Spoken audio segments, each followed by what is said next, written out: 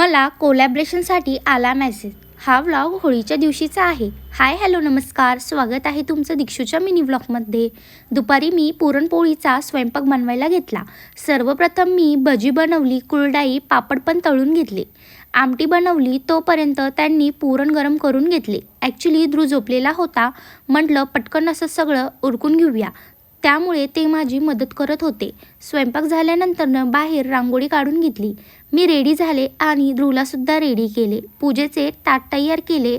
बाहेर पूजेची तयारी चालू होती.